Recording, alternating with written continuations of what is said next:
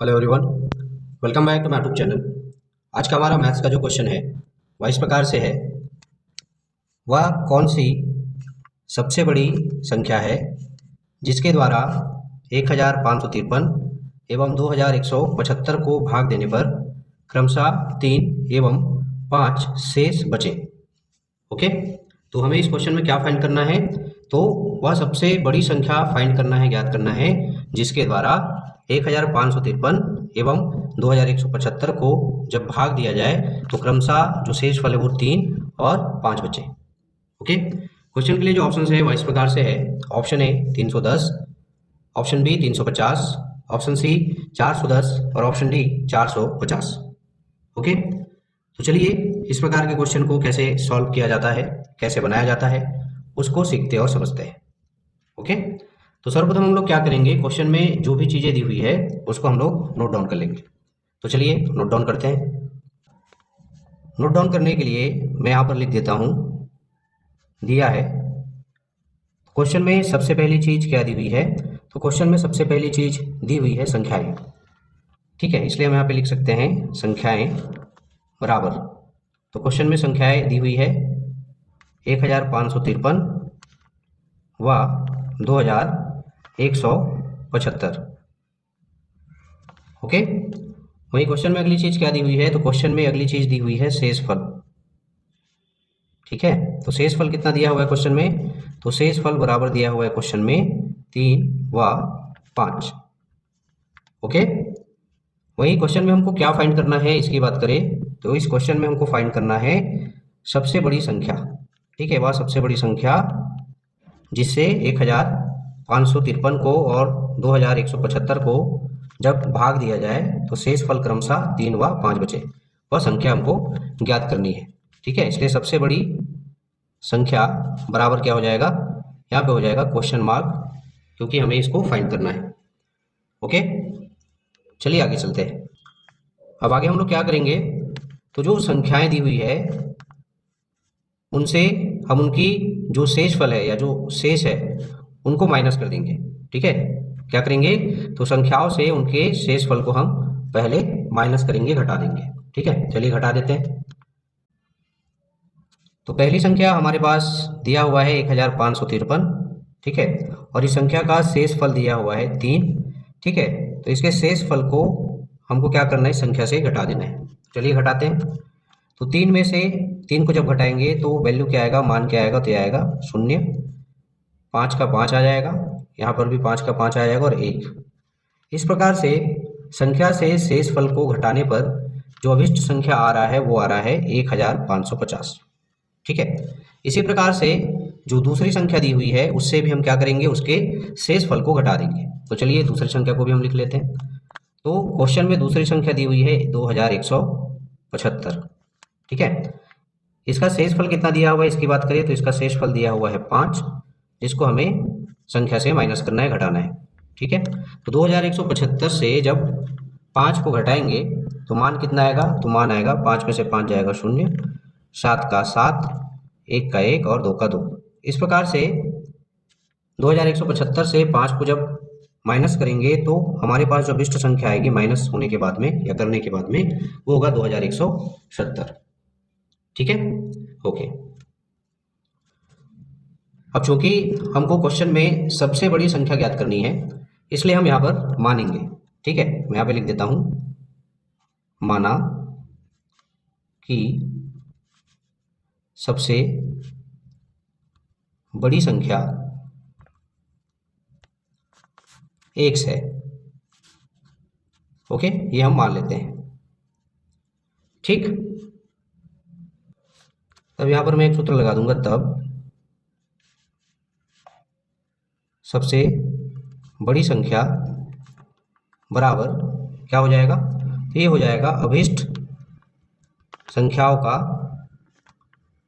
महत्तम समापवर्तक। ठीक है, अभी अभी हमने ज्ञात किया अभिष्ट संख्याएं। ठीक है, जो संख्याएं दी हुई थी उससे हमने क्या किया, उनके शेषफल को घटा दिया, तो जो संख्याएं प्राप्त हुई वो है अभिष्ट संख्याएं। ठीक है, तो चलिए सूत्र में मान रख देते हैं। सबसे बड़ी संख्या हमने माना है x, इसलिए x बराबर में हो जाएगा अभिष्ट संख्याओं का मासा। ठीक, तो संख्याओं को मैं यहाँ पे पहले लिख देता हूँ, 1550 व 2170 का मासा या महत्तम समापवर्तक। ओके, अब हम लोग क्या करेंगे, ये जो 1550 है और 2170 है, इसका हम लोग महत्तम समापवर्तक ज्ञात करेंगे। ठीक है, तो इसके लिए हम डिवीजन मेथड का प्रयोग करेंगे या फिर भाग विधि का प्रयोग करेंगे। ठीक है, तो चलिए करते हैं। भाग विधि का प्रयोग करने से पहले उसको समझ लेते हैं कि भाग विधि से महत्तम समापवर्तक कैसे निकाला जाता है। ठीक है, तो डिवीजन मेथड से या फिर भाग विधि से महत्तम समापवर्तक निकालने के लिए हम क्या करते हैं, जो संख्याएं दी होती है उनमें से जो छोटी संख्या होती है उससे हम लोग बड़ी संख्या को पहले डिवाइड करते हैं। ठीक है, अब जब उसको डिवाइड करते हैं और डिवाइड करने पर यदि शेषफल बच जाता है, ठीक है, तो उस शेषफल से जिस छोटी संख्या से हमने सबसे पहले भाग दिया था उसको डिवाइड करते हैं। ठीक है, यदि उस शेषफल से वो संख्या पूरी तरीके से विभाजित हो जाती है तो शेषफल का जो मान होता है वही उन संख्याओं का महत्तम समापवर्तक होता है। और यदि शेषफल बच जाता है फिर से, तो उस शेषफल से फिर क्या करते हैं, उससे पहली वाली संख्या को डिवाइड करते हैं जिससे हमने भाग दिया था। ठीक है, चलिए आगे जब मैं डिवाइड करूंगा तो आप लोगों को और अच्छे तरीके से समझ में आएगा। ठीक है, तो यहाँ पर हम लिख सकते हैं x बराबर, अब क्या करेंगे, हमारे पास जो छोटी संख्या है वो है 1550, ठीक है, और बड़ी संख्या है 2170। ठीक है, तो 1550 से हम डिवाइड करेंगे 2170 को। ओके, तो यहाँ पर ये हो जाएगा 1550 एकम 1550, यहाँ पे लिख देते हैं हम लोग 1550। ठीक, शून्य में से शून्य का मान आएगा शून्य, 7 में से 5 जाएगा, कितना बचेगा, तो बचेगा 2। 1 से 5 नहीं जाएगा, घटेगा नहीं। ठीक है, तो क्या करेगा, 1 सामने वाले संख्या से हासिल लेगा, तो 2 से 1 हासिल लेगा 1। ठीक है, तो ये हो जाएगा 11। 11 में से जब 5 को घटाएंगे तो हमारे पास कितना बचेगा, तो हमारे पास बचेगा 6। ठीक है, यहाँ पर बचा हुआ है 1। 1 में से 1 को जब घटाएंगे तो मान आता है कितना, 0, इसलिए कट। क्लियर है। अब देखिए, जैसे मैंने कहा अगर शेषफल आता है तो उस शेषफल से उस संख्या को भाग देंगे जिससे हमने अभी पहली संख्या को भाग दिया था। तो हमने यहाँ पे दिया था 2170 को भाग 1550 से। अब चूंकि इससे 2170 जो है पूरी तरीके से विभाजित नहीं हुआ, इसलिए इस 1550 को अब हम इस शेषफल से डिवाइड करेंगे या भाग देंगे। ठीक है, तो चलिए मैं इसको लिख देता हूँ यहाँ पे, तो ये हो जाएगा यहाँ पे 1550। ठीक, ओके। अब 620 का पहाड़ा हमको ऐसे पढ़ना है कि 1550 या तो पूरी तरीके से कट जाए या संख्या का मान उससे कम आए। ठीक है, तो 620 का पहाड़ा जब हम 2 बार पढ़ेंगे तो हमारे पास मान आएगा 1240 या फिर 1240। ठीक है, अब चलिए 1550 से इसको माइनस कर देते हैं, घटा देते हैं। तो जब घटाएंगे तो शून्य का शून्य आ जाएगा, 5 में से 4 जाएगा, बचेगा 1। ठीक है, 5 में से 2 जाएगा, बचेगा 3। 1 में से 1 जाएगा, बचेगा 0 या फिर कट। ठीक है, अब देखिए यहाँ पर भी शेषफल आया जो कि है 310, है ना, यानी कि 620 से 1550 भी पूरी तरीके से विभाजित नहीं हो पाया। ठीक है, अभी जो शेषफल आया है 310, इससे हम क्या करेंगे, इस 620 को डिवाइड करेंगे। ठीक है, मैं यहाँ साइड में डिवाइड करके दिखा देता हूँ क्योंकि इधर जगह थोड़ा सा कम है। ओके, तो मैं यहाँ पे लिख देता हूँ 310, इससे किसको डिवाइड करना है, तो हमको डिवाइड करना है 620 को, इसको मैं लिख देता हूँ यहाँ पे 620। ठीक है, अब 320 का पहाड़ा हमें ऐसे पढ़ना है कि 620 पूरी तरीके से विभाजित हो जाए या 620 से कम मान है। ठीक है, तो 310 का पहाड़ा जब हम लोग 2 बार पढ़ते हैं तो मान आता है 620। ठीक है, अब इसको जब घटाएंगे तो संख्याएं आपस में पूरी तरीके से घट जाएंगी, इसका मान हो जाएगा 0। 2 से जो 2 को घटाएंगे तो हो जाएगा 0। 6 से 6 को घटाएंगे तो ये हो जाएगा 0। इस प्रकार से 310 से जो 620 था वो पूरी तरीके से विभाजित हो गया। ठीक है, तो जिस संख्या से कोई संख्या पूरी तरीके से विभाजित हो जाती है वही संख्या उन संख्याओं का क्या होता है, महत्तम समापवर्तक होता है।